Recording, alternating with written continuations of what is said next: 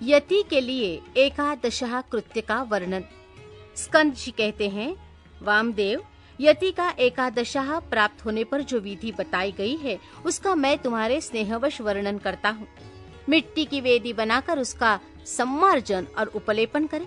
तत्पश्चात पुण्याहवाचन पूर्वक प्रोक्षण करके पश्चिम से लेकर पूर्व की ओर 5 मंडल बनाएं और स्वयं श्राद्धकर्ता उत्तराभिमुख बैठकर कार्य करे।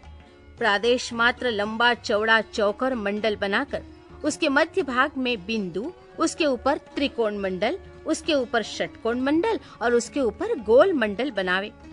फिर अपने सामने शंख की स्थापना करके पूजा के लिए बताई हुई पद्धति के क्रम से आचमन, प्राणायाम एवं संकल्प करके पूर्वोक्त 5 आतिवाहिक देवताओं का देवेश्वरी देवियों के रूप में पूजन करे।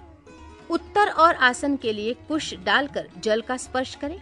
पश्चिम से आरंभ करके पूर्व पर्यंत जो मंडल बताए गए हैं उनके भीतर पीठ के रूप में पुष्प रखे और उन पुष्पों पर क्रमशः उक्त 5 देवियों का आवाहन करे। पहले अग्नि पुष्ट स्वरूपिणी आतिवाहिक देवी का आवाहन करते हुए इस प्रकार कहे, ओम ह्रीम अग्नि रूपा माति वाहिक देवताम आवाहयामि नमः। इस प्रकार सर्वत्र वाक्य योजना और भावना करें। इस तरह 5 देवियों का आवाहन करके प्रत्येक के लिए आदर पूर्वक स्थापना आदि मुद्राओं का प्रदर्शन करें। तत्पश्चात हाँ, ह्रीम, ह्रूम, ह्रैं, ह्रौं, रहा इन बीज मंत्रों द्वारा षडंगन्यास और करन्यास करें। इसके बाद उन देवियों का इस प्रकार ध्यान करना चाहिए। उन सब के 4-4 हाथ हैं। उनमें से 2 हाथों में वे पाश और अंकुश धारण करती है तथा शेष 2 हाथों में अभय और वरद मुद्राएं हैं। उनकी अंग कांति चंद्रकांति मणि के समान है। लाल अंगूठियों की प्रभा से उन्होंने संपूर्ण दिशाओं के मुखमंडल को रंग दिया है। वे लाल वस्त्र धारण करती हैं। उनके हाथ और पैर कमलों के समान शोभा पाते हैं। 3 नेत्रों से सुशोभित मुख रूपी पूर्ण चंद्रमा की छटा से वे मन को मोह लेती है। माणिक के निर्मित मुकुटों से उद्भासित चंद्रलेखा उनके सीमंत को विभूषित कर रही है। कपोलों पर रत्नमय कुंडल झलमला रहे हैं। उनके उरोज पीन तथा उन्नत हैं। हार, केयूर, कड़े और करधनी की लड़ियों से विभूषित होने के कारण वे बड़ी मनोहारिणी जान पड़ती हैं। उनका कटिभाग कृश और नितंब स्तूल है। उनके अंग लाल रंग के दिव्य वस्त्रों से आच्छादित है। चरणार बिंदों में माणिक्य निर्मित पायजेबों की झनकार होती रहती है। पैरों की अंगुलियों में बिच्छुओं की पंक्ति अत्यंत सुंदर एवं मनोहर है। यदि अनुग्रह मुर्दे के समान मूर्तिमान हो तो उससे क्या सिद्ध हो सकता है। इसलिए वे देवियां महेश्वर की भांति शक्त्यात्मक मूर्ति वाले अनुग्रह से संपन्न हैं। अतः उनके अनुग्रह से सब कुछ सिद्ध हो सकता है। सब पर अनुग्रह करने वाले भगवान शिव ने ही उन 5 मूर्तियों को स्वीकार किया है। इसलिए वे दिव्य संपूर्ण कार्य करने में समर्थ तथा परम अनुग्रह में तत्पर हैं। इस प्रकार उन सब अनुग्रह परायण कल्याणमयी देवियों का ध्यान करके इनके लिए शंखस्थ जल के बिंदुओं द्वारा पैरों में पाद्य, हाथों में आचमनीय तथा मस्तकों पर अर्घ्य देना चाहिए। तदनंतर शंख के जल की बूंदों से उनका स्नान कर्म संपन्न कराना चाहिए। स्नान के पश्चात दिव्य लाल रंग के वस्त्र और उत्तरीय अर्पित करें। बहुमूल्य मुकुट एवं आभूषण दे। इन वस्तुओं के अभाव में मन के द्वारा भावना करके इन्हें अर्पित करना चाहिए। तत्पश्चात सुगंधित चंदन, अत्यंत सुंदर अक्षत तथा उत्तम गंध से युक्त मनोहर पुष्प चढ़ाए। अत्यंत सुगंधित धूप और घी की बत्ती से युक्त दीपक निवेदन करें। इन सब वस्तुओं को अर्पण करते समय आरंभ में ओम ह्रीम का प्रयोग करके फिर समर्पयामि नमः बोलना चाहिए। यथा ओम ह्रीम अग्न्यादि रूपाभ्यः पंचदेवीभ्यः दीपम समर्पयामि नमः। इस तरह अन्य उपचारों को अर्पित करते समय वाक्य योजना कर लेनी चाहिए। दीप समर्पण के पश्चात हाथ जोड़कर प्रत्येक देवी के लिए पृथक पृथक केले के पत्ते पर पूरा सुवासित नैवेद्य रखे। वो नैवेद्य घी, शक्कर और मधु से मिश्रित खीर, पुआ, केले के फल और गुड़ आदि के रूप में होना चाहिए। भूर्भुवः स्वः बोलकर उसका प्रोक्षण आदि संस्कार करे। फिर ओम ह्रीम स्वाहा नैवेद्यम निवेदयामि नमः बोलकर नैवेद्य समर्पण के पश्चात ओम ह्रीम नैवेद्यांते आचमनार्थ पानीयम समर्पयामि नमः कहते हुए बड़े प्रेम से जल अर्पित करे। मुनि श्रेष्ठ तत्पश्चात प्रसन्नता पूर्वक नैवेद्य को पूर्व दिशा में हटा दे और उस स्थान को शुद्ध करके कुल्ला, आचमन तथा अर्घ्य के लिए जल दे।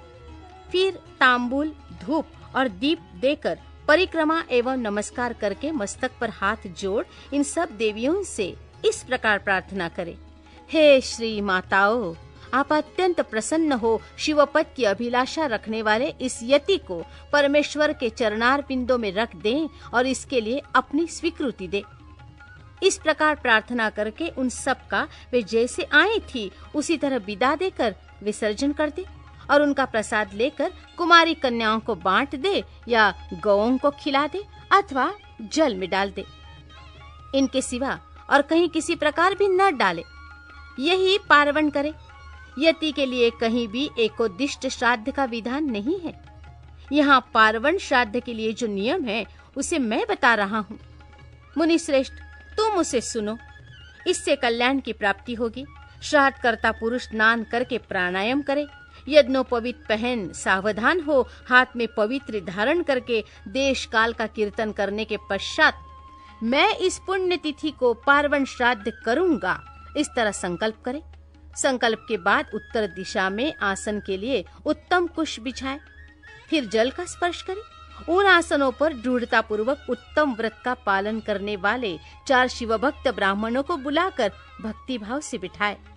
ये ब्राह्मण उपटन लगाकर स्नान किए होने चाहिए। उनमें से एक ब्राह्मण से कहें, आप विश्व देव के लिए यहाँ श्राद्ध ग्रहण करने की कृपा करें। इसी तरह दूसरे से आत्मा के लिए, तीसरे से अंतरात्मा के लिए और चौथे से परमात्मा के लिए श्राद्ध ग्रहण करने की प्रार्थना करके श्राद्ध करता यति श्रद्धा और आदर पूर्वक उन सब का यथोचित रूप से वर्णन करे। फिर उन सब के पैर धोकर उन्हें पूर्वाभिमुख बिठाए और गंध आदि से अलंकृत करके शिव के सम्मुख भोजन कराए। तदनंतर वहां गोबर से भूमि को लीप कर पूर्वार्घ कुश बिछाए और प्राणायाम पूर्वक पिंडदान के लिए संकल्प करके 3 मंडलों की पूजा करे। इसके बाद पहले पिंड को हाथ में ले आत्मने इमं पिंडम ददामि ऐसा कहकर उस पिंड को प्रथम मंडल में दे दे। तत्पश्चात दूसरे पिंड को अंतरात्मने इमं पिंडम ददामि कहकर दूसरे मंडल में दे दे। फिर तीसरे पिंड को परमात्मने इमं पिंडम ददामि कहकर तीसरे मंडल में अर्पित करे। इस तरह भक्ति भाव से विधि पूर्वक पिंड और कुशोदक दे। तत्पश्चात उठकर परिक्रमा और नमस्कार करे। तदनंतर ब्राह्मणों को विधिवत दक्षिणा दे। उसी जगह और उसी दिन नारायण बलि करे। रक्षा के लिए ही सर्वत्र श्री विष्णु की पूजा का विधान है। अतः विष्णु की महापूजा करे और खीर का नैवेद्य लगाए। इसके बाद वेदों के पारंगत 12 विद्वान ब्राह्मणों को बुलाकर केशव आदि नाम मंत्रों द्वारा गंध, पुष्प और अक्षत आदि से उनकी पूजा करे। उनके लिए विधि पूर्वक जूता, छाता और वस्त्र आदि दे। अत्यंत भक्ति से भांति भांति के शुभ वचन कहकर उन्हें संतोष दे।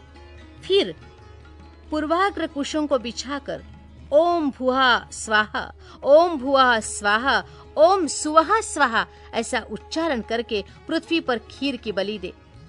मुनीश्वर, ये मैंने एकादशाह की विधि बताई है। अब द्वादशाह की विधि बताता हूँ, आदर पूर्वक सुनो। यति के द्वादशाह कृत्य का वर्णन स्कंद और वामदेव का कैलाश पर्वत पर जाना तथा सुत जी के द्वारा इस संहिता का उपसंहार। स्कंद जी कहते हैं, वामदेव 12वें दिन प्रातःकाल उठकर श्राद्ध करता पुरुष स्नान और नित्य कर्म करके शिव भक्तों, यतियों अथवा शिव के प्रति प्रेम रखने वाले ब्राह्मणों को निमंत्रित करे।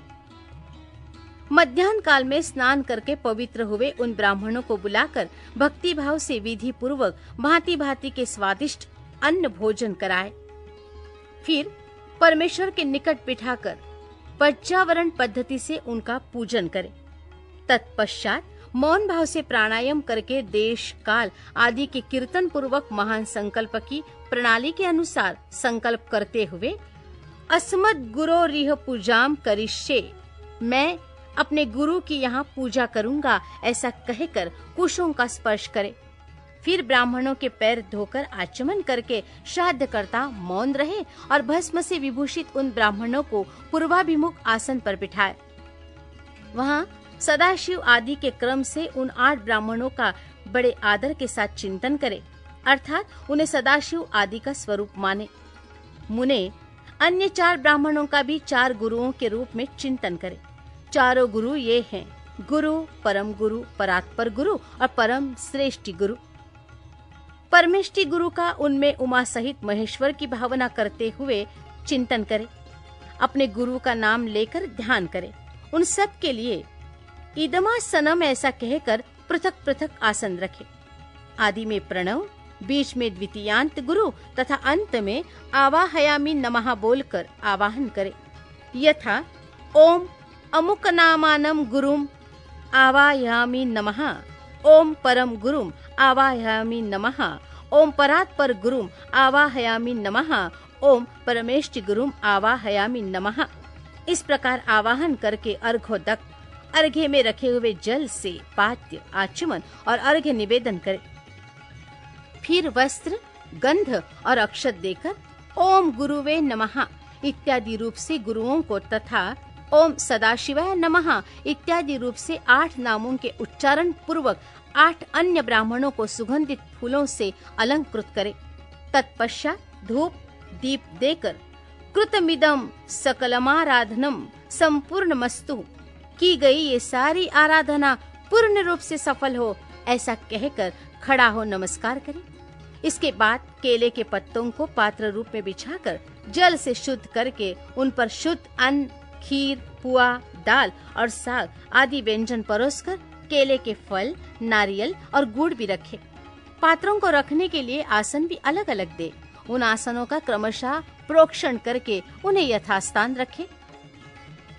फिर भोजन पात्र का भी प्रोक्षण एवं अभिषेक करके हाथ से उसका स्पर्श करते हुए कहे, विष्णु हव्यमिदं रक्षस्व। हे विष्णु, इस हविष्य को आप सुरक्षित रखे। फिर उठकर उन ब्राह्मणों को पीने के लिए जल देकर उनसे इस प्रकार प्रार्थना करे, सदा शिवादयो में प्रीता वरदा भवन्तु। सदाशिव आदि मुझ पर प्रसन्न हो, अभिष्ट वर देने वाले हो। इसके बाद ये देवा आदि मंत्र का उच्चारण करके अक्षत सहित इस अन्न का त्याग करे। फिर नमस्कार करके उठे और सर्वत्राकृतमस्तु ऐसा कहकर ब्राह्मणों को संतुष्ट करके गणानाम त्वा इस मंत्र का पहले पाठ करके चारों वेदों के आदि मंत्रों का, रुद्राध्याय का, चमकाध्याय का, रुद्र सूक्त का तथा सद्योजातादि 5 ब्रह्म मंत्रों का पाठ करे। ब्राह्मण भोजन के अंत में भी यथा संभव मंत्र बोले और अक्षत छोड़े। फिर आचमनादि जल दे। हाथ पैर और मुंह धोने के लिए भी जल अर्पित करे। आचमन के पश्चात सब ब्राह्मणों को सुखपूर्वक आसनों पर बिठाकर शुद्ध जल देने के अनंतर मुख शुद्धि के लिए यथोचित कपूर आदि से युक्त तांबुल अर्पित करे। फिर दक्षिणा, चरण पादुका, आसन, छाता, व्यजन, चौकी और बांस की छड़ी देकर परिक्रमा और नमस्कार के द्वारा उन ब्राह्मणों को संतुष्ट करे तथा उनसे आशीर्वाद ले। पुनः प्रणाम करके गुरु के प्रति अविचल भक्ति के लिए प्रार्थना करे। तपश्चात विसर्जन की भावना से कहे, सदा शिवादयः प्रीता यथा सुखम गच्छन्तु। सदा शिव आदि संतुष्ट हो सुखपूर्वक यहाँ से पधारे। इस प्रकार विदा करके दरवाजे तक उनके पीछे पीछे जाए। फिर उनके रोकने पर आगे न जाकर लौट आए। लौटकर द्वार पर बैठे हुए ब्राह्मणों, बंधुजनों, दीनों और अनाथों के साथ स्वयं भी भोजन करके सुखपूर्वक रहे। ऐसा करने से उसमें कहीं भी विकृति नहीं हो सकती। ये सब सत्य है और बारंबार सत्य है। इस प्रकार प्रतिवर्ष गुरु की उत्तम आराधना करने वाला शिष्य इस लोक में महान भोगों का उपभोग करके अंत में शिवलोक को प्राप्त कर लेता है। मुने, ये साक्षात भगवान शिव का कहा हुआ उत्तम रहस्य है, जो वेदांत के सिद्धांत से निश्चित किया गया है। तुमने मुझसे जो कुछ सुना है उसे विद्वान पुरुष तुम्हारा ही मत कहेंगे। अतः यति इसी मार्ग से चलकर शिवो हमास्मि, मैं शिव हूँ, इस रूप में आत्मस्वरूप शिव की भावना करता हुआ शिवरूप हो जाता है। सूत जी कहते हैं, इस प्रकार मुनीश्वर वामदेव को उपदेश देकर दिव्य ज्ञान दाता गुरु देवेश्वर कार्तिकेय पिता माता के सर्वदेव वंदित चरणारविंदों का चिंतन करते हुए अनेक शिखरों से आवृत शोभाशाली एवं परम आश्चर्यमय कैलाश शिखर को चले गए। श्रेष्ठ शिष्यों सहित वामदेव भी मयूर वाहन कार्तिकेय को प्रणाम करके शीघ्र ही परम अद्भुत कैलाश शिखर पर जा पहुँचे और महादेव जी के निकट जा उन्होंने उमा सहित महेश्वर के मायानाशक मोक्षदायक चरणों का दर्शन किया। फिर भक्ति भाव से अपना सारा अंग भगवान शिव को समर्पित करके वे शरीर की सुधि भुलाकर उनके निकट दंड की भांति पड़ गए और बारंबार उठ कर नमस्कार करने लगे। तत्पश्चात उन्होंने भांति भांति के स्तोत्रों द्वारा जो वेदों और आगमों के रस से पूर्ण थे जगदम्बा और पुत्र सहित परमेश्वर शिव का स्तवन किया। इसके बाद देवी पार्वती और महादेव जी के चरणारविंद को अपने मस्तक पर रखकर उनका पूर्ण अनुग्रह प्राप्त करके वे वहीं सुखपूर्वक रहने लगे। तुम सभी ऋषि भी इस प्रकार प्रणव के अर्थभूत महेश्वर का तथा वेदों के गोपनीय रहस्य, वेद सर्वस्व और मोक्षदायक तारक मंत्र ओमकार का ज्ञान प्राप्त करके यही सुख से रहो तथा विश्वनाथ जी के चरणों में सायुज्य रूपा अनुपम एवं उत्तम मुक्ति का चिंतन किया करो। अब मैं गुरुदेव की सेवा के लिए बद्रिकाश्रम तीर्थ को जाऊंगा। तुम्हें फिर मेरे साथ संभाषण का एवं सत्संग का अवसर प्राप्त हो।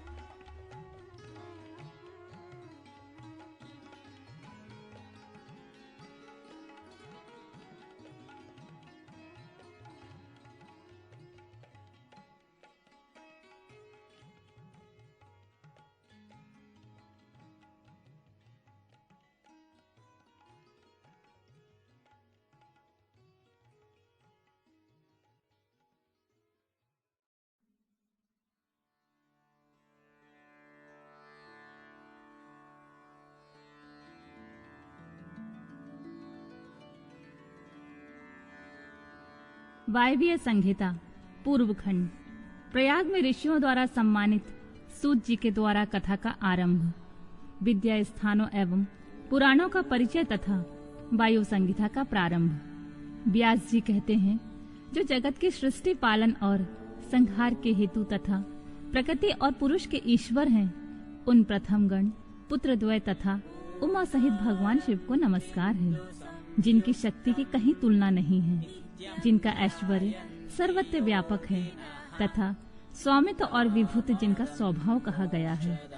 उन विश्वदृष्टा सनातन अजन्मा अविनाशी महान देव मंगलमय परमात्मा शिव की मैं शरण लेता हूँ, जो धर्म का क्षेत्र और महान तीर्थ है, जहाँ गंगा और यमुना का संगम हुआ है तथा जो ब्रह्मलोक का मार्ग है। उस प्रयाग में शुद्ध हृदय वाले सत्यव्रत पारायण महातेजस्वी एवं महाभाग मुनियों ने एक महान यज्ञ का आयोजन किया। वहाँ कर्म करने वाले उन महात्माओं के यज्ञ का समाचार सुनकर निपुण कथावाचक, त्रिलोकवेत्ता, उत्तर नीति के ज्ञाता तथा कांतदर्शी विद्वान पौराणिक शिरोमणि सूत जी वहाँ उस स्थान पर आए। सूत जी को आते देख मुनियों के मन में प्रसन्नता हुई। उन्होंने उनके सांत्वनापूर्ण मधुर बातें कहकर उनकी यथायोग्य पूजा की। मुनियों द्वारा की हुई उस पूजा को ग्रहण करके सूत जी ने उनकी प्रेरणा से अपने लिए बताए गए उपयुक्त आसन को स्वीकार किया। उस समय महर्षियों ने अनुकूल वचनों द्वारा उनका सत्कार करते हुए उन्हें अत्यंत अभिमुख करके यह बात कही। ऋषि बोले, शिव भक्त शिरोमणि, महाबुद्धिमान महाभाग, आप सर्वज्ञ हैं और हमारे महान सौभाग्य से यहाँ पधारे हैं। तीनों लोकों में ऐसी कोई बात नहीं है जो आपको विदित ना हो। आप भाग्यवश हमें दर्शन देने के लिए स्वयं यहाँ आ गए हैं, अतः अब हमारा कोई कल्याण किए बिना आपको यहाँ से व्यर्थ नहीं जाना चाहिए। इसलिए आप हमें शीघ्र ही वह पवित्र पुराण सुनाएं, जो अत्यंत श्रवणीय, उत्तम कथा और ज्ञान से युक्त और वेदांत से सार सर्वज्ञ और संपन्न हो। वेदवादी मुनि ने जब इस प्रकार की प्रार्थना की, तब सूत जी ने मधुर न्याय युक्त एवं शुभ वचनों से उन्हें इस प्रकार उत्तर दिया। सूत जी ने कहा, महर्षियों, आपने मेरा सत्कार किया और मुझ पर कृपा की है। ऐसी दशा में आपसे प्रेरित होकर मैं आपके समक्ष महर्षियों द्वारा सम्मानित पुराण का भली भांति प्रवचन क्यों नहीं करूंगा। अब मैं महादेव जी, देवी पार्वती, कुमार स्कंदन, गणेश जी, नंदी तथा सत्यवती कुमार साक्षात भगवान व्यास जी को प्रणाम करके उस परम पवित्र वेद तुल्य पुराण की कथा कहूंगा, जो शिव तत्व के ज्ञान का सागर है और भोग एवं मोक्ष रूपी फल देने वाला साक्षात साधन है। विद्या के संपूर्ण स्थानों का, पुराणों की संख्या का और उनकी उत्पत्ति का विवरण दे रहा हूँ। आप लोग मुझसे इस विषय को ध्यान पूर्वक सुने। 6 वेदांग, 4 वेद, मीमांसा, विस्तृत न्याय शास्त्र, पुराण और धर्मशास्त्र, ये 14 विद्याएं हैं। इनके साथ आयुर्वेद, धनुर्वेद, गंधर्व वेद और उत्तम अर्थशास्त्र को भी गिन लिया जाए तो ये विद्याएं 18 हो जाती हैं। इन 18 विद्याओं के मार्ग एक दूसरे से भिन्न हैं तथा सबके निर्माता त्रिकालदर्शी विद्वान साक्षात भगवान शूलपाणी शिव हैं, ऐसा श्रुति का कथन है। संपूर्ण जगत के स्वामी उन भगवान शिव को जब समस्त संसार की सृष्टि करने की इच्छा हुई, तब उन्होंने सबसे पहले अपने सनातन पुत्र साक्षात ब्रह्मा जी को उत्पन्न किया और उन प्रथम पुत्र विश्वयोनि ब्रह्मा को परमेश्वर शिव ने जगत की सृष्टि का ज्ञान प्राप्त करने के लिए पहले से सब विद्याएं दी। उसके बाद उन्होंने पालन करने के लिए भगवान श्री हरि को नियुक्त किया और उन्हें जगत की रक्षा के लिए शक्ति प्रदान की। वे भगवान विष्णु ब्रह्मा जी के भी पालक हैं। ब्रह्मा जी विद्या प्राप्त करके जब प्रजा की सृष्टि के लिए विस्तार कार्य में लगे, तब उन्होंने संपूर्ण शास्त्रों में पहले पुराण को ही स्मरण किया और उन्हीं को वे प्रकाश में लाए। पुराणों के प्रकट होने के अनंतर उन्हें 4 मुखों से चारों वेदों का प्रादुर्भाव हुआ। फिर उन्हीं के मुख से संपूर्ण शास्त्रों की प्रवृत्ति हुई। द्वापर में भगवान श्री हरि सत्यव्रती के गर्भ से उसी तरह प्रकट हुए जैसे अरण्य से आग प्रकट होती है। उस समय उनका नाम श्री कृष्ण द्वैपायन हुआ। मुनिवर श्री कृष्ण द्वैपायन ने वेदों को संक्षिप्त करके उन्हें 4 भागों में विभक्त किया। इस प्रकार 4 भागों में वेदों का विस्तार करने से वे लोक में वेद व्यास के नाम से विख्यात हुए। इस तरह उन्होंने पुराणों को संक्षिप्त करके 4 लाख श्लोकों से सीमित किया। आज भी देवलोक में पुराणों का विस्तार 100 कोटि श्लोकों में है, जो द्विज, 6 अंगों और उपनिषदों सहित 4 वेदों को जानता है, किंतु पुराण को नहीं जानता है, वह महान श्रेष्ठ ब्राह्मण नहीं हो सकता। इतिहास और पुराणों से वेद की व्याख्या करें। जिसका ज्ञान बहुत कम है, अर्थात जो पौराणिक ज्ञान से तुल्य है, ऐसे पुरुष से वेद यह सोचकर डरता है कि यह मुझ पर प्रहार कर बैठेगा। सर्ग प्रतिसर्ग, वंश, मनवंतर और वंशानुचरित ये पुराणों के 5 लक्षण हैं। छोटे और बड़े के भेद से 18 पुराण बताए गए हैं। ब्रह्म पुराण, पद्य पुराण, विष्णु पुराण, शिव पुराण, भागवत पुराण, भविष्य पुराण, नारद पुराण, मार्कंडेय पुराण, अग्नि पुराण, ब्रह्मा वैवर्त पुराण, लिंग पुराण, वराह पुराण, स्कंद पुराण, वामन पुराण, कूर्म पुराण, मत्स्य पुराण, गरुड़ पुराण और ब्रह्मांड पुराण। यह पुराणों का पवित्र क्रम है। इसमें शिव पुराण चौथा है, जो भगवान शिव से संबंध रखता है और सब मनोरथों का साधक है। इस ग्रंथ की श्लोक संख्या 1 लाख है और यह 12 संहिताओं में विभक्त है। इसका निर्माण साक्षात भगवान शिव ने ही किया और इससे धर्म प्रतिष्ठित है। वेद व्यास ने 1 लाख श्लोकों वाले शिव पुराण को संक्षिप्त करके 24,000 श्लोकों में कर दिया है। इसमें 7 संहिताएं हैं। पहली विश्वेश्वर संहिता, दूसरी रुद्र संहिता, तीसरी शतरुद्र संहिता, चौथी कोटि रुद्र संहिता, 5वीं उमा संहिता, 6ठी कैलाश संहिता और 7वीं वायवीय संहिता है। इस प्रकार इसमें 7 संहिताएं हैं। विश्वेश्वर संहिता में 2000, रुद्र संहिता में 10,500, शतरुद्र संहिता में 2,180, कोटि रुद्र संहिता में 2,240, उमा संहिता में 1,840, कैलाश संहिता में 1,240, और वायव्य संहिता में 4000 श्लोक हैं। इस परम पवित्र शिव पुराण को आप लोगों ने सुन लिया है। केवल 4000 श्लोकों की वायव्य संहिता रह गई है, जो 2 भागों से युक्त है। उसका वर्णन मैं करूंगा। जो वेदों का विद्वान ना हो, उसको इस उत्तम शास्त्र का वर्णन नहीं करना चाहिए। जो पुराणों को ना जानता हो, जिसकी पुराण पर श्रद्धा ना हो, उससे भी इसकी कथा नहीं सुननी चाहिए। जो भगवान शिव का भक्त हो, शिवोक्त धर्म का पालन करता हो और दोष दृष्टि से रहित हो, उस जांचे बूझे हुए धर्मात्मा शिष्य को ही इसका उपदेश देना चाहिए। जिनकी कृपा से मुझको पुराण संहिता का ज्ञान है, उन अमित तेजस्वी भगवान व्यास को नमस्कार है।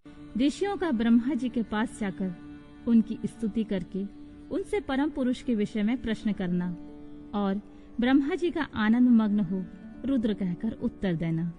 सूत जी कहते हैं, महर्षियों, पहले अनेक कल्पों के बारंबार बीतने पर सुदीर्घ काल के पश्चात जब यह वर्तमान कल्प उपस्थित हुआ और सृष्टि का कार्य आरंभ हुआ, जब जीविका साधन कर्म, कृषि, गौरक्षा और वाणिज्य की प्रतिष्ठा हुई तथा प्रजा वर्ग के लोग सजग और सचेत हो गए, तब 6 कुलों में उत्पन्न हुए महर्षियों में परस्पर बहस छिड़ गई। यह परब्रह्मा है या नहीं है, इस प्रकार उनमें महान विवाद होने लगा। किंतु परम तत्व का निरूपण अत्यंत कठिन होने के कारण उस समय वहां कुछ निश्चय न हो सका। तब वे सब लोग जगत दृष्टा अविनाशी ब्रह्मा जी का दर्शन करने के लिए उस स्थान पर गए, जहां देवताओं और असुरों के मुख से अपनी स्तुति सुनते हुए भगवान ब्रह्मा विराजमान थे। देवताओं और दानों से भरे हुए सुंदर रमणीय मेरु शिखर पर, जहाँ सिद्ध और चारण परस्पर बातचीत करते हैं, यक्ष और गंधर्व सदा रहते हैं, विहंगों के समुदाय कलरव करते हैं, मणि और मूंगे जिनकी शोभा बढ़ाते हैं, तथा निकुंज कंदराएं, छोटी गुफाएं और अनेकानेक निर्झर जिन्हें सुशोभित करते हैं। एक ब्रह्मवन नाम से प्रसिद्ध वन है, उसमें नाना प्रकार के वन्य पशु भरे हुए हैं। उसकी लंबाई 100 योजन और चौड़ाई 10 योजन के बराबर है। उसके भीतर एक रमणीय सरोवर है, जो सुस्वादु निर्मल जल से भरा रहता है। वहाँ के रमणीय पुष्पित वृक्षों पर मत वाले भौरे छाए रहते हैं। उस वन में एक मनोहर एवं विशाल नगर है, जो प्रातः काल के सूर्य की भांति प्रकाशित होता रहता है। वहाँ दुर्धर्ष शक्तियों से युक्त बलाभिमानी दैत्य, दानव तथा राक्षसों का निवास है। वह नगर तपाए हुए सुवर्ण का बना हुआ जान पड़ता है। उसकी 4 दीवारें और सदर फाटक बहुत ऊंचे हैं। छोटे बुर्जों, ढालू छतों, आवास स्थानों तथा सैकड़ों गलियों से उस नगर की बड़ी शोभा है। वह विचित्र बहुमूल्य वर्णमणियों से आकाश को चूमता हुआ प्रतीत होता है तथा कई करोड़ विशाल भवनों से अलंकृत है।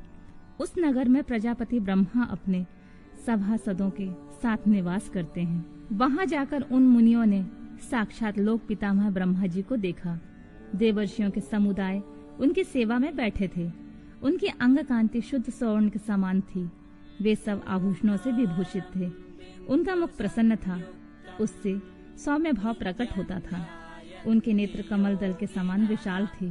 दिव्य कांति से संपन्न, दिव्य गंध एवं अनुलेपन से चर्चित, दिव्य श्वेत वस्त्रों से सुशोभित तथा दिव्य मालाओं से विभूषित ब्रह्मा जी के चरणार बिंदों की वंदना सुरेंद्र, असुरेंद्र तथा योगेंद्र भी करते हैं। जैसे प्रभा दिवाकर की सेवा करती है, उसी प्रकार समस्त शुभ लक्षणों से युक्त साक्षात सरस्वती देवी हाथ में चमर लेकर उनकी सेवा कर रही थी। इससे उनकी बड़ी शोभा हो रही थी। ब्रह्मा जी का दर्शन करके उन सभी महर्षियों के मुख और नेत्र खिल उठे। उन्होंने मस्तक पर अंजलि बांधकर उन सुरश्रेष्ठ की स्तुति की। ऋषि बोले, संसार के सृष्टि, पालन और संहार के हेतु 3 रूप धारण करने वाले आप पुराण पुरुष परमात्मा पर ब्रह्मा को नमस्कार है। प्रकृति जिनका शरीर है, जो प्रकृति में क्षोभ उत्पन्न करने वाले हैं, और प्रकृति रूप में 23 विकारों से युक्त होने पर भी जो वास्तव में निर्विकार हैं, उन ब्रह्मदेव को नमस्कार है। ब्रह्मांड जिनकी देह है, तो भी जो ब्रह्मांड के उदर में निवास करते हैं तथा वहां रहकर जिनके कार्य और करण सम्यक रूप से सिद्ध होते हैं, उन ब्रह्मा जी को नमस्कार है। जो सर्वलोक स्वरूप तथा समस्त लोकों के सृष्टा हैं, जो संपूर्ण जीवों का शरीर से संयोग और वियोग कराने में हेतु हैं। उन ब्रह्मा जी को नमस्कार है। नाथ, पितामह, आपसे ही संपूर्ण जगत के सृष्टि, पालन और संहार होते हैं। तथापि माया से आवृत होने के कारण हम आपको नहीं जानते हैं। सूत जी कहते हैं, उन महाभाग महर्षियों की इस प्रकार स्तुति करने पर ब्रह्मा जी उन मुनियों को आनंद प्रदान करते हुए गंभीर वाणी में इस प्रकार बोले। ब्रह्मा जी ने कहा, महान तत्व गुण से संपन्न महाभाग महातेजस्वी महर्षियों, तुम सब लोग एक साथ यहाँ किस लिए आए हो? ब्रह्मा जी की इस प्रकार पूछने पर ब्रह्मा बेताओं में श्रेष्ठ उन सभी मुनियों ने हाथ जोड़कर विनय भरी वाणी में कहा, भगवान, हम लोग अज्ञान के महान अंधकार से आवृत हो खिन्न हो रहे हैं। परस्पर विवाद करते हुए हमें परम तत्व का साक्षात्कार नहीं हो रहा है। आप संपूर्ण जगत का धारण पोषण करने वाले तथा समस्त कारणों के भी कारण हैं। नाथ, यहाँ कोई ऐसी वस्तु नहीं है जो आपको विदित ना हो। कौन ऐसा पुरुष है जो संपूर्ण जीवों से पुरातन, अंतर्यामी, उत्कृष्ट, विशुद्ध, परिपूर्ण एवं सनातन परमेश्वर है? कौन अपने अद्भुत क्रियाकलाप द्वारा सबसे प्रथम संसार की सृष्टि करता है? महाप्राज्ञ, हमारे इस संदेह का निवारण करने के लिए आप हमें परमार्थ तत्व का उपदेश दें। मुनियों के इस प्रकार पूछने पर ब्रह्मा जी के नेत्र आश्चर्य से खिल उठे। वे देवताओं, दानवों और मुनियों के निकट खड़े हो गए और चिरकाल तक ध्यान मग्न हो रुद्र ऐसा कहकर आनंद विभोर हो गए। उनका सारा शरीर पुलकित हो उठा और वे हाथ जोड़कर बोले, ब्रह्मा जी के द्वारा परम तत्व के रूप में भगवान शिव की ही महत्ता का प्रतिपादन, उनकी कृपा को ही सब साधनों का फल बताना तथा उनकी आज्ञा से सब मुनियों का नैमिषारण्य में आना। ब्रह्मा जी ने कहा, मुनियों, जिन्हें न पाकर मन सहित वाणी लौट आती है, जिनके आनंदमय स्वरूप का अनुभव करने वाला पुरुष कभी किसी से नहीं डरता, जिसमें संपूर्ण भूतों एवं इंद्रियों के साथ ब्रह्मा, विष्णु, रुद्र और इंद्र पूर्वक यह समस्त जगत पहले प्रकट होता है, जो कारणों से भी सृष्टा और विचारक परम कारण है, जिनके सिवा और किसी से भी कभी भी जगत की उत्पत्ति नहीं होती, संपूर्ण ऐश्वर्यों से संपन्न होने के कारण जो स्वयं ही सर्वेश्वर नाम धारण करते हैं, सब मुमुक्षु जिन शंभु का अपने हृदय आकाश के भीतर ध्यान करते हैं, जिन्होंने सबसे पहले मुझे ही अपने पुत्र के रूप में उत्पन्न किया और मुझे ही संपूर्ण वेदों का ज्ञान दिया, जिनकी कृपा प्रसाद से मैंने यह प्रजापति का पद प्राप्त किया, जो ईश्वर अकेले ही वृक्ष की भांति निश्चल भाव से प्रकाशमान आकाश में विराजमान है, जिन परम पुरुष परमात्मा से यह संपूर्ण जगत परिपूर्ण है, जो अकेले ही बहुत से निष्क्रिय जीवों के शासक एवं उन्हें सक्रियता प्रदान करने वाले हैं, जो महेश्वर एक बीज को अनेक रूपों में परिणत कर देते हैं और जो सबका शासन करने वाले ईश्वर उन जीवों सहित इन समस्त लोकों को वश में रखते हैं। सब रूपों में जो एकमात्र भगवान रुद्र ही हैं, दूसरा कोई नहीं है, जो सदा ही मनुष्यों के हृदय में भली भांति प्रविष्ट होकर स्थित हैं, जो स्वयं संपूर्ण विश्व को देखते हुए भी दूसरों से कदापि लक्षित नहीं होते हैं और सदा समस्त जगत के अधिष्ठाता है, जो अनंत शक्तिशाली एकमात्र भगवान रुद्र काल से युक्त समस्त कारणों पर भी शासन करते हैं, जिनके लिए ना दिन है ना रात्रि है, जिनके समान भी कोई नहीं है, फिर अधिक तो हो ही कैसे सकता है, जिनका ज्ञान, बल, बुद्धि, क्रिया रूपा पराशक्ति स्वाभाविक एवं नित्य है, जो इस क्षर विनाशशील अव्यक्त प्रकृति पर तथा अमृत स्वरूप अक्षर अविनाशी जीवात्मा पर शासन करते हैं। उनका निरंतर ध्यान करने से, मन को उनमें लगाए रहने से तथा उन्हीं के तत्व की भावना करते हुए उनमें तन्मय रहने से जीव अंत में उन्हीं को प्राप्त हो जाता है। फिर तो सारी माया अपने आप दूर हो जाती है। उनके पास ना तो बिजली प्रकाश करती है, न सूर्य और चंद्रमा अपनी प्रभा फैलाते हैं, अपितु उन्हीं के प्रकाश से संपूर्ण जगत प्रकाशित होता है। ऐसा सनातन श्रुति का कथन है। एकमात्र महादेव महेश्वर को ही अपना आराध्य देव जानना चाहिए। उनसे श्रेष्ठ कोई दूसरा पद उपलब्ध नहीं होता। ये स्वयं सही सबके आदि हैं, किंतु इनका न आदि है न अंत है। ये स्वभाव से ही निर्मल, स्वतंत्र, परिपूर्ण, स्वेच्छाधीन तथा चराचर रूप है। इनका शरीर अप्राकृतिक, दिव्य है। ये श्रीमान महेश्वर लक्ष्य और लक्षण से रहित हैं। ये नित्य मुक्त होकर सबको बंधन से मुक्त करने वाले हैं। काल की सीमा से परे रहकर काल को प्रेरित करने वाले हैं। ये सबके ऊपर निवास करते हैं, स्वयं ही सबके आवास स्थान है, सर्वज्ञ है तथा 6 प्रकार के मार्ग से युक्त इस संपूर्ण जगत के पालक हैं। उत्तरोत्तर उत्कृष्ट भूतों से परम उत्कृष्ट हैं। उनसे बढ़कर दूसरा कोई नहीं है। अत्यंत आनंद राशि रूपी मकरंद का पान करने वाले मधुव्रत हैं। अखंड ब्रह्मांडों को मसलकर मृत्यु पिंड के समान कर देने की कला में पंडित हैं। उदारता, वीरता, गंभीरता तथा मधुरता के महासागर हैं। इनके समान कोई भी वस्तु नहीं है, फिर इनसे बढ़कर तो हो ही कैसे सकती है। ये उमा सहित है, समस्त प्राणियों के राजाधिराज के रूप में विराजमान है। यही सृष्टि के प्रारंभ में अपने अद्भुत क्रियाकलाप द्वारा इस संपूर्ण जगत की सृष्टि करते हैं और अंत काल में यह फिर इन्हीं में लीन हो जाएगा। सब प्राणी इन्हीं के वश में हैं। यही सबको विभिन्न कार्यों में नियुक्त करने वाले हैं। पराभक्ति से इनका दर्शन होता है, अन्य किसी प्रकार से कभी नहीं। व्रत, संपूर्ण दान, तपस्या और नियम, इन सब साधनों को पूर्व काल में सत्पुरुषों ने भाव शुद्धि तथा अनुराग की उत्पत्ति के लिए ही बताया था। इसमें संशय नहीं है। मैं भगवान विष्णु, रुद्रदेव तथा दूसरे देवता एवं असुर आज भी उग्र तपस्याओं के द्वारा उनके दर्शन करने की इच्छा रखते हैं। धर्मभ्रष्ट, मूढ़, दुष्ट और घृणित आचार विचार वाले लोगों को उनके दर्शन होना असंभव है। भक्तजन भीतर और बाहर भी उन्हीं का पूजन और ध्यान करते हैं। यह रूप 3 प्रकार का है, स्थूल, सूक्ष्म और इन दोनों से परे। हम सब देवता आदि जिस रूप को प्रत्यक्ष देखते हैं वह स्थूल है। सूक्ष्म रूप का दर्शन केवल योगियों को होता है और उनसे भी परे जो नित्य ज्ञान स्वरूप, आनंदमय और अविनाशी भगवत स्वरूप है, वह उनमें निष्ठा रखने वाले भजन पारायण भक्तों को ही दृष्टि में आता है। भगवत व्रत का आश्रय लेने वाले भक्त ही उसको देख पाते हैं। इस विषय में अधिक कहने से क्या लाभ है। गुहा से वे गुहातर एवं उत्कृष्ट साधन है। भगवान शिव के प्रति भक्ति, जो उस भक्ति से युक्त है, वह संसार बंधन से मुक्त हो जाता है, इसमें संदेह नहीं है। वह भक्ति भगवान शिव की कृपा से ही उपलब्ध होती है और उनकी कृपा से ही भक्ति ही संभव होती है।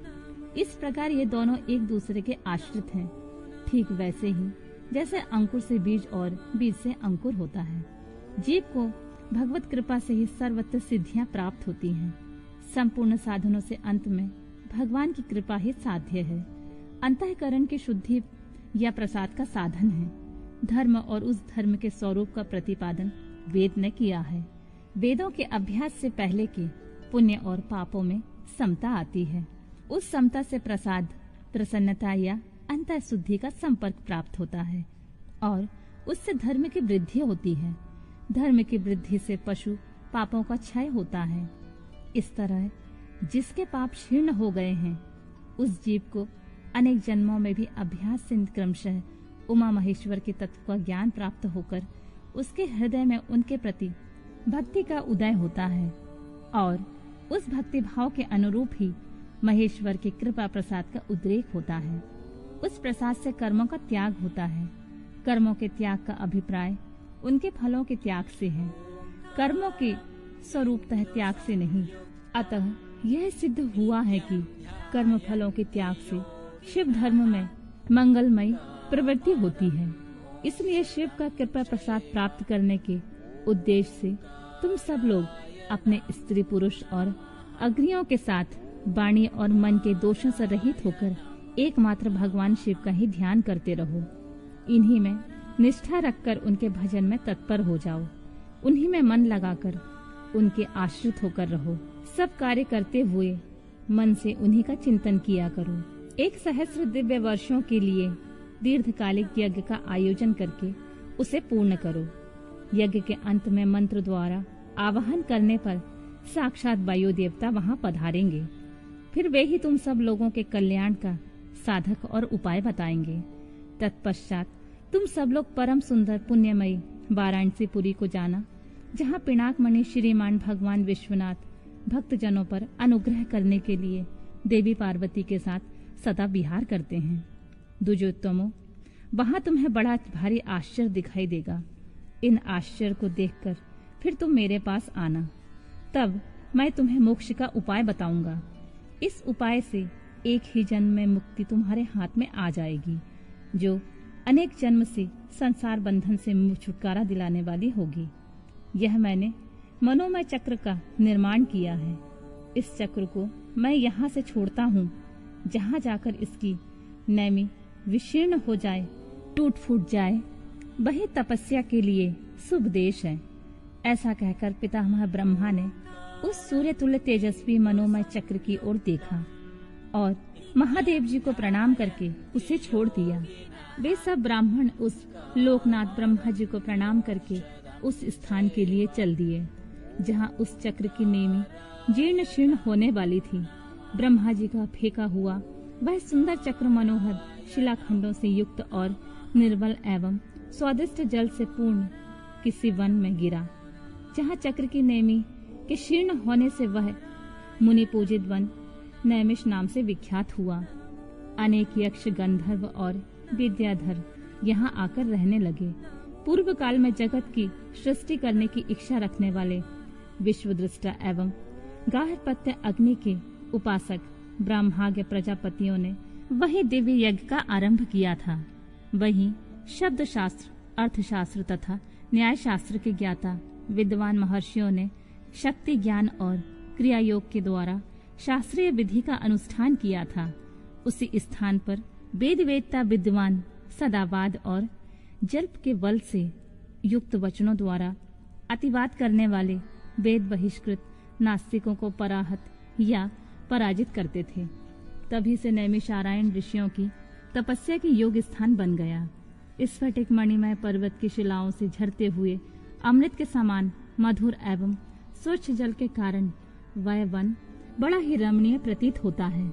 वहाँ प्रातः अत्यंत रसीले फल देने वाले वृक्ष हैं तथा उस वन में हिंसक जीव जंतुओं का अभाव है।